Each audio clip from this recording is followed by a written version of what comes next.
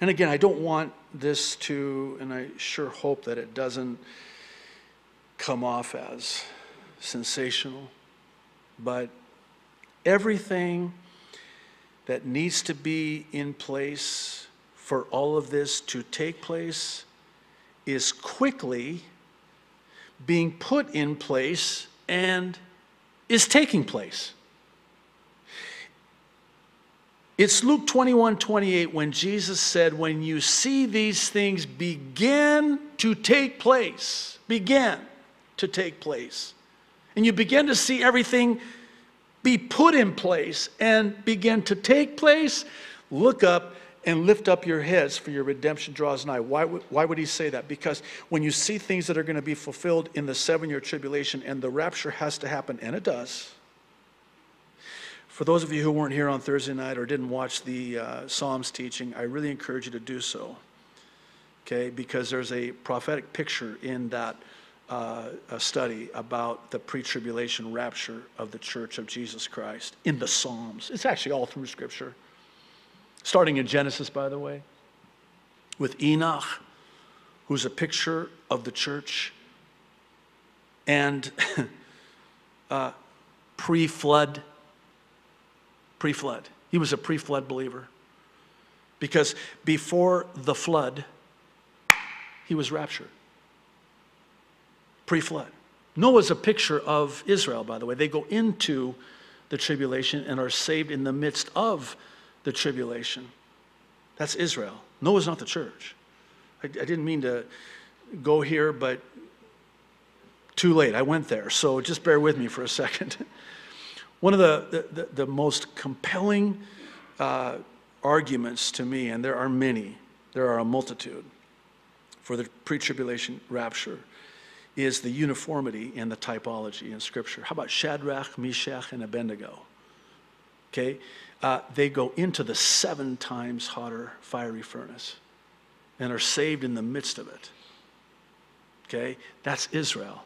Where's Daniel? Oh, he's not there. Pre-furnace, he was exalted up, taken up to a high position and exalted. That's the church. Taken up pre-furnace. Joseph takes a Gentile bride pre-famine, 7 years. 7 years.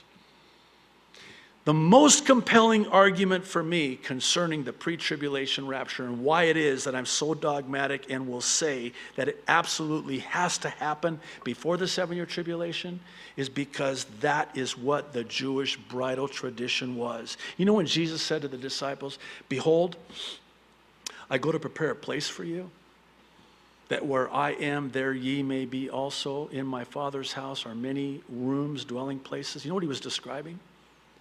True to Jewish tradition, he was describing what the bridegroom would do once engaged to the bride. He would go to his father's house and he would build a bridal chamber for his bride.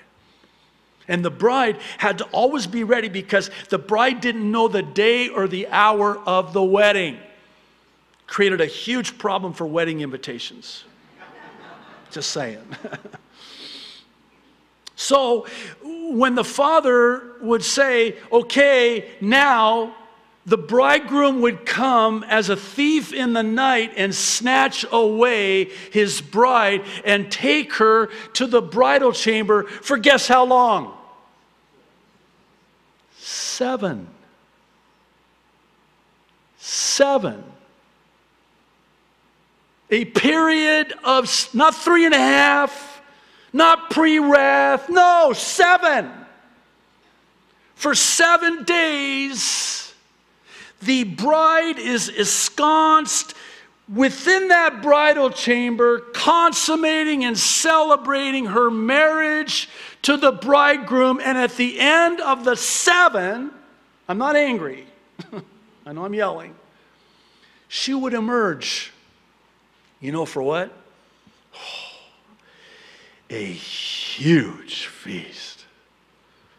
Brings me great comfort because that means there's going to be food in heaven. No, seriously, there's going to be food in heaven. No calories, no fat, no none of that. Just It's the wedding feast of the Lamb. And it's celebrated after the period of 7. It has to. That's, if you do anything to disrupt the typology, and I think we talked about this on Thursday night, just bear with me. You can ask Moses about ruining the typology. You remember when he was commanded to speak to the rock? The first time he was commanded to strike the rock and water would come out. The second time, do not strike the rock, only speak to the rock. The rock is Christ. And the type is that the Christ would only be struck, crucified one time. And Moses, out of anger, struck the rock the second time. Didn't need to strike the rock. The rock has already been strucken. That's not a word. Stricken. Struck. We'll just go with struck. Should probably end the sermon when it's over, but anyway. And now we only speak to the Christ because he's already been crucified. You know what it cost Moses? Ruining the typology? Cost him the promised land. Think about that. Think about that. That's how serious it is. The typology. You try to put the rapture anywhere but at the beginning of the 7-year tribulation, you start messing with the typology, and I wouldn't do that if I were you. There.